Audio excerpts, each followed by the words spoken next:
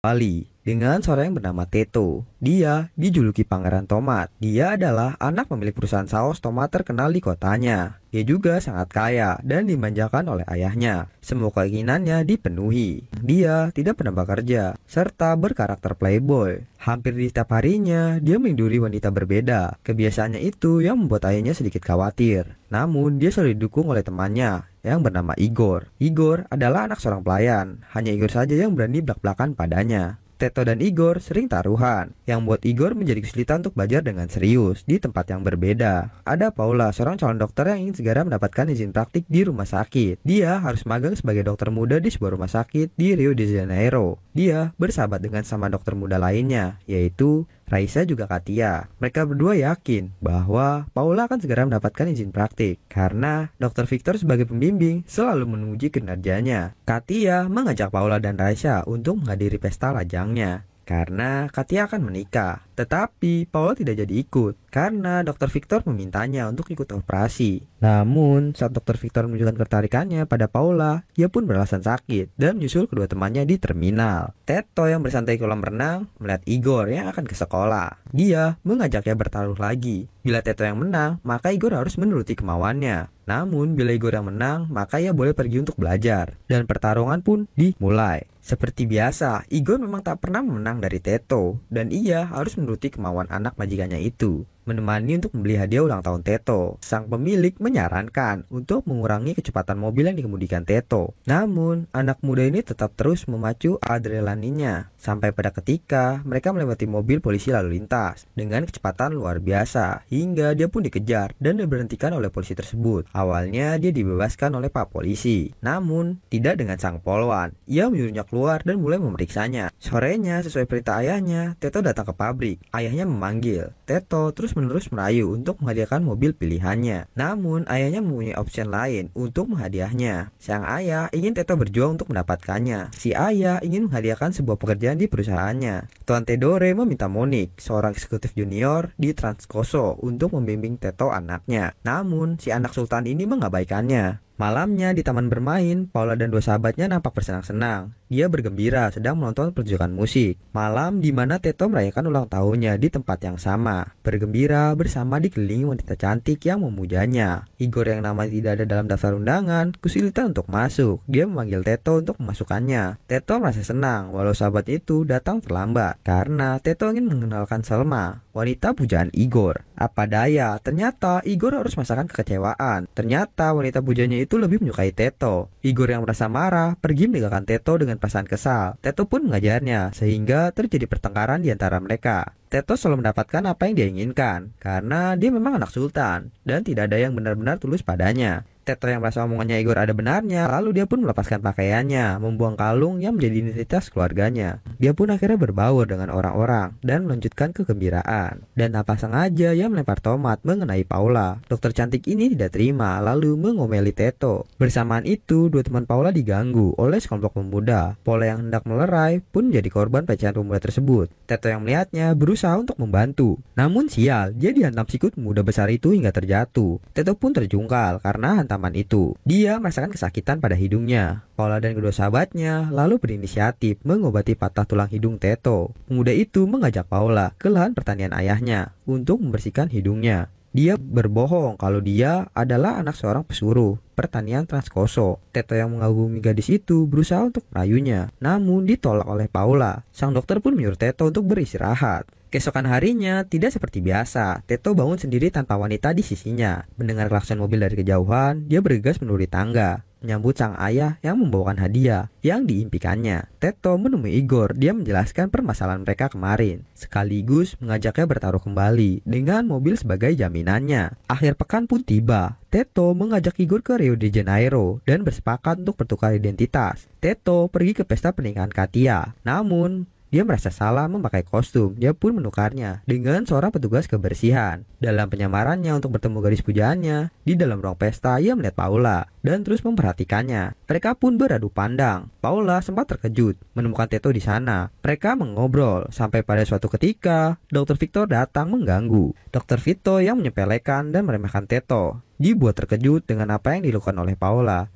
Dia berbalik arah menuju ke Teto dan menciumnya dengan dahsyatnya, membuat Teto terkejut, tapi nikmatin juga dianya. Sambil berjalan di pantai, kebohongan selanjutnya pun dimulai. Teto menceritakan kehidupan palsu karangannya, kesusahannya, hingga harus bekerja keras membantu orang tuanya. Jika ingin sukses, kita harus bekerja dan berusaha. Begitulah hidup, ungkapnya. Teto pun mengatakan besok ia akan memulai program magang di Transcoso, Rio. Polo pun memberikan dukungannya. Paginya, Teto dan Igor mendatangi kantor cabang Transcoso. Di lobi, tanpa sengaja mereka melihat Monik di sana. Paniklah kedua orang ini. Ingat kan mana si Monik, si eksekutif junior Transcoso yang bekerja di desa. Monik berada di Rio untuk mengurus surat-surat pemecatannya. Perkenalan pertama magang dimulai, dan mereka berdua bertukar peran. Igor yang menjadi Teto mendapatkan keistimewaan tersendiri. Ia juga mendapatkan perhatian lebih dari karyawan di sana. Sebaliknya, Teto yang berperan sebagai Igor justru sering mendapatkan hukuman karena tidak becus melakukan pekerjaannya. Teto yang melihat Igor mendapat pujian dari Alana. Dia pun rasa kesal, memutuskan untuk menelpon Monik dan meminta bantuan.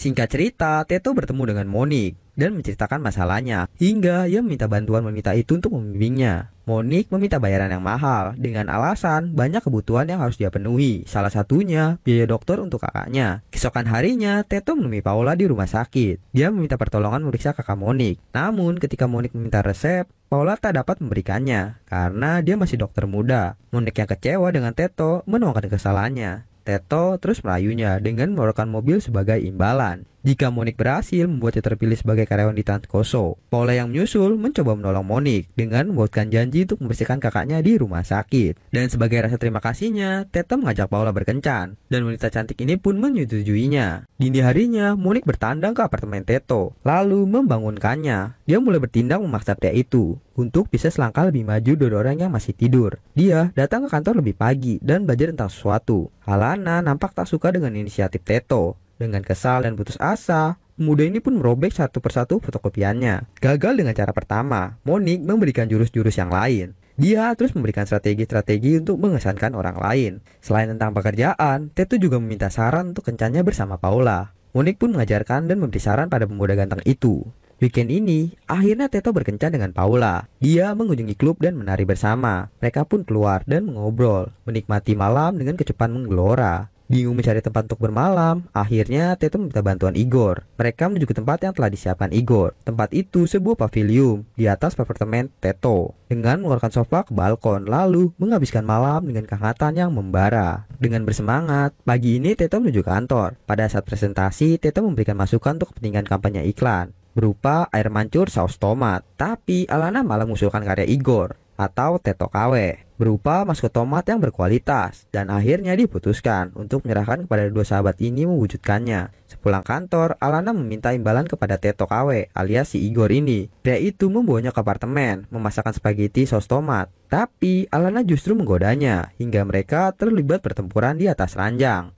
Sedangkan di lokasi yang berbeda, di waktu yang sama terjadi kebrutalan antara Teto dan Paula yang berakhir dengan kenikmatan. Teto kesiangan datang ke kantor, sedangkan Teto KW atau Igor dipercaya untuk membuat prototipe air mancur. Teto yang kesal hanya bisa mengerjakan yang diperintahkan oleh Teto KW. Akhirnya, uji coba pun dilaksanakan. Air mancur saus tomat berjalan lancar. Di tempat lain, Paula dan sahabatnya terlihat sedang menyiapkan pesta kelulusan mereka. Keesokan paginya, Teto dikejutkan dengan kedatangan ayahnya yang mengenalkan Paul kepada ayahnya. Di perjalanan, Tuan Tidor memberitahu kalau anaknya itu harus ikut rapat dengan investor. Teto yang panik karena rapat itu berbarengan dengan pesta kelulusan Paula, ia pun memberitahu sahabatnya dan merencanakan pemecahannya. Malam itu, sesuai dengan rencana yang telah disepakati, mereka memainkan perannya masing-masing. Teto yang harus menghadiri rapat bersama ayahnya dibuat kalang kabut karena dia harus pergi ke pesta Paula yang tak jauh dari hotel tempat rapat. Dia bolak-balik menyebabkan Teto kalang kabut hingga ia tertabrak sepeda, membuat Paula panik dan berlari untuk membantunya.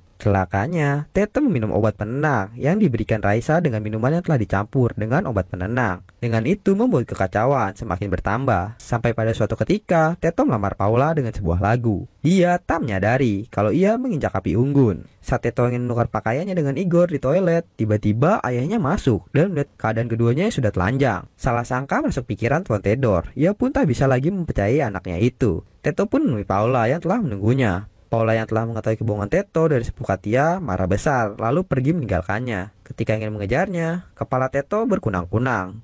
Akhirnya dia pingsan. Teto yang sudah tidak bisa sepaham dengan ayahnya, akhirnya dia pergi menumpang di rumah Monik. Teto pun berusaha menemui Paula untuk menjelaskan. Namun sudah telat karena gadis cantik itu sudah memutuskan untuk menjadi sukarelawan di Amazon. Keesokan harinya, Monik membangunkan Teto yang patah hati. Pemuda ini enggan bangun dari tidurnya, namun dia dipaksa oleh Monik untuk menghadiri hasil pengumuman magang. Semua sudah hadir di gedung pertemuan, acara pun dimulai. Pengumuman untuk peserta menjadi eksekutif junior di Transkoso. Dan yang berhasil mendapatkan posisi tersebut adalah Teto. Tak disangka-sangka keduanya berdiri. Teto menyuruh Igor atau si Teto KW untuk turun dan menerimanya. Igor turun menuju podium, namun dia memberi pernyataan kalau Teto yang asli ada di atas sana. Teto pun akhirnya meminta maaf atas semua kelakuan dia yang banyak merugikan orang. Monik dan Alana yang butuh penjelasan akhirnya mengejar kedua sahabat itu sampai di parkiran. Kedua wanita itu memahami penjelasan yang diberikan. Namun masalah baru muncul tentang kepemilikan mobil. Akhirnya diputuskan mobil tersebut dijual dan uangnya untuk investasi, membuat mereka untuk sukses bersama.